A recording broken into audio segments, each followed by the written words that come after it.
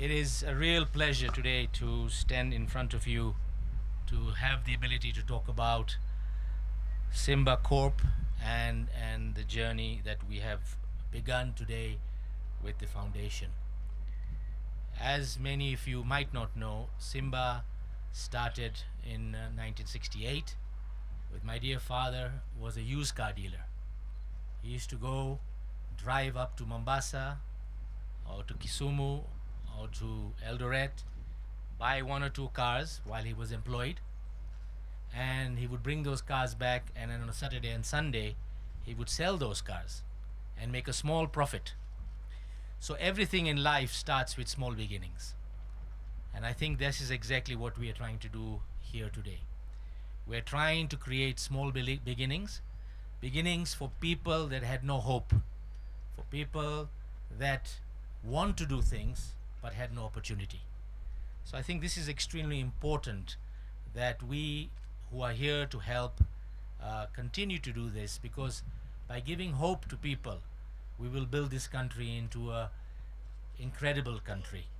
Because I think one of the things that is fundamental for us in Kenya is that we have incredible people. Don't you agree? Kenyans today, in many of the reports I read, are always leading. We also lead in bad things. We lead in the corruption indexes, and we lead in things where unfortunately we don't have control. So I think we should leave that to the people who have control, but we should lead in the things that we can control, which is growing our economy, which is growing our people, and making sure that we have the ability to show Africa in the best of lights. Simba has a company that has many interests. And from those small beginnings in 1968 on motor sales, we moved into hospitality, we do some real estate, and we have some financial services. And our idea is, through the foundation, we will impart this knowledge to people that need that opportunity. My father and my mother have always promoted people. My mother fed people on the street. My father invested in people.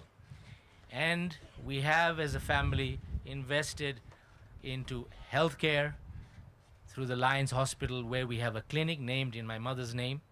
So a lot of these things we did, but we did them without a capacity to make them sustainable.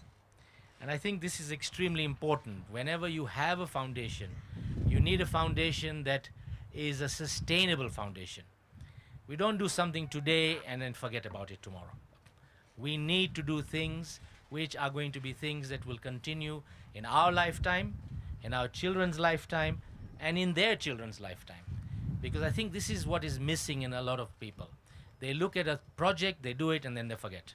That's not what Simba would like to do. Our tagline is putting African communities in the driving seat. That's exactly what I'm saying. Putting our communities in a better place so that they and their families can progress.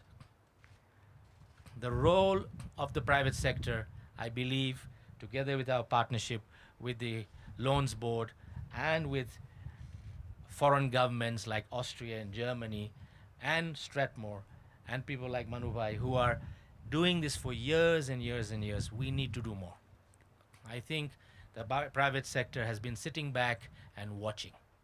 And I think this is something that we need as business leaders to push our colleagues and make sure that these people come to the party. Come to the party and contribute back to the communities in which they serve. This is fundamental. And I think this is something that we seem to forget, that we have an obligation. It is not a service, it's an obligation as people who are profiting from society to give back to that society. And I think this is where private sector really needs to do more.